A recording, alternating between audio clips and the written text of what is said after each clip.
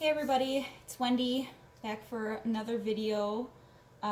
Today we're going to cover the beginner things to do when you're starting to do fluid acrylic pouring. So the very first thing I always do to make sure that I'm ready to pour is the Floetrol. So this is what I use for my mix, part of my mix when I'm making the paint more fluid is Floetrol. So they can come in either this quart size or gallon size. I always keep just getting the gallon size and then putting it into the quart size. So one thing I do though is I strain out there can sometimes be chunks in the Floetrol, which is very inconvenient because then your paintings end up having little chunks in the in the end product. So what I do is I take pantyhose, like normal women's pantyhose, and but you can't use the whole thing, obviously it's too big. So what I do is I cut off, I just usually start down at the toe, and I'll cut with the scissors so I can use it a bunch of times.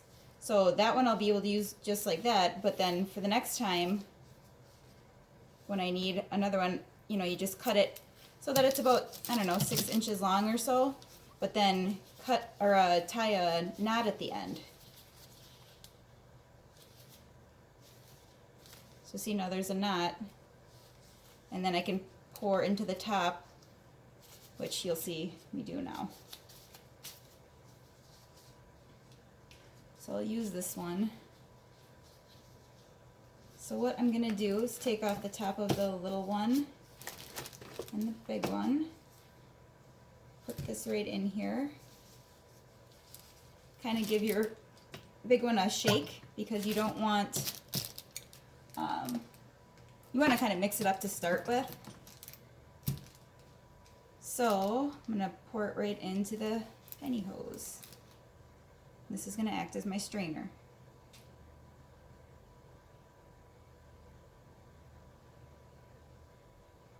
I used to not do this. I used to say, I don't feel like taking that extra step. And man, it makes a big difference now that I do it all the time. There's still, every once in a while, there's still like a chunk that gets in there. You'll see it in your paint. Maybe it wasn't necessarily from the Floetrol, but it happens way less now than before. So sometimes it takes a while to, there we go.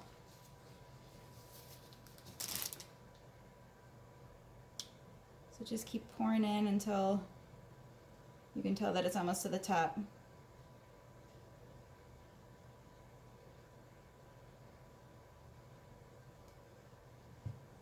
So that's good. My bottle was already about half full. So then what you're going to do is take it just like that and squeeze it and start pulling up the pantyhose. And then pull it up and let it drain right in. It can get kind of messy, but it'll be worth it in the end.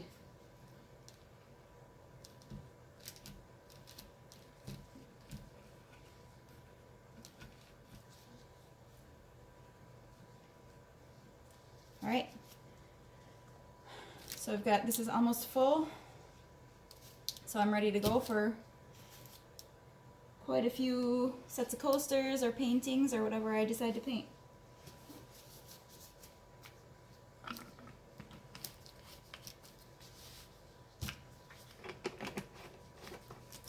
Then, so like let's say if we're gonna mix some white paint, I always need white, so I have some already mixed. I have a whole thing full, but I'll show you my mixture. I'll do it in a clear cup.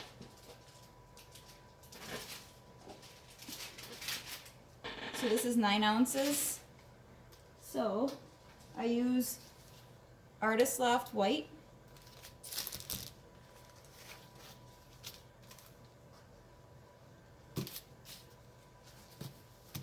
So I'm going to fill this up about 1/3 of the way.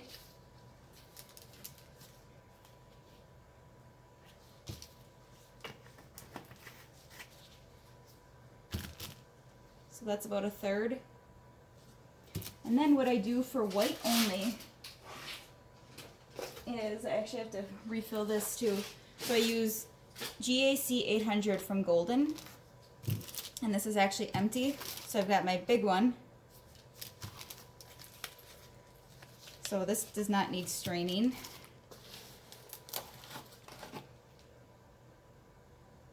But I just like to take it from the smaller one. So I just keep refilling the small. You could totally just take it from the big one.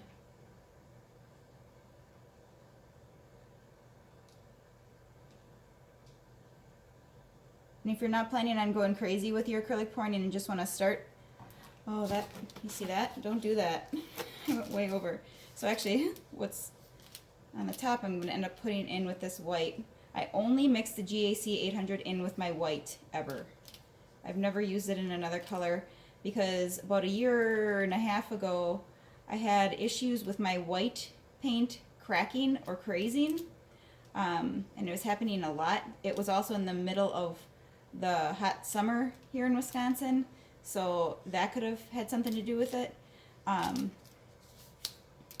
But I ended up, you know, trying everything I could to figure out how to not have that cracking and crazing happen because it was ruining everything that I was trying to do. And I've stuck with it. It kind of stopped after that, so I don't know if it was because of the weather or because of the GAC 800, but I've never tried anything else. So I put just probably like maybe an ounce, not even half an ounce in with that. I don't know if you can see because it's, you know, clear on white really. So what I do then is I'm just going to use my white stick from the other white that I had, and I just mix that up pretty good. Make sure I scrape the corners.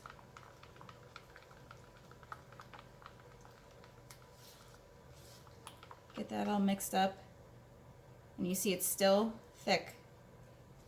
So then what I do is I grab my Floetrol, and I probably put just as much in with the as the paint, so kind of a 1-to-1 ratio, and then you have to have room at the top of the cup to stir, so otherwise you'll make a big mess.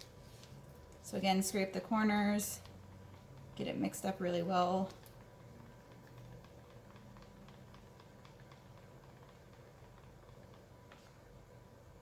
See how, oh, I'm not in focus.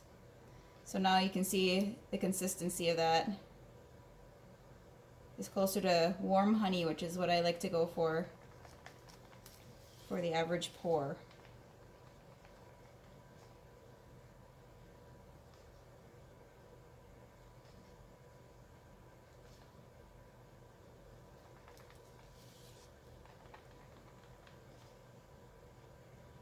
All right, that looks really good. So I think I'm going to stop this video and then I'll continue on by doing a dirty pour flip cup with a couple colors that I already have mixed up. So that'll be in the next video. All right, thanks for watching. Please subscribe, there'll be tons more. Have a great day. Oh, and Happy New Year, because today's actually December 31st when I'm recording this. So Happy New Year. Have a good 2019.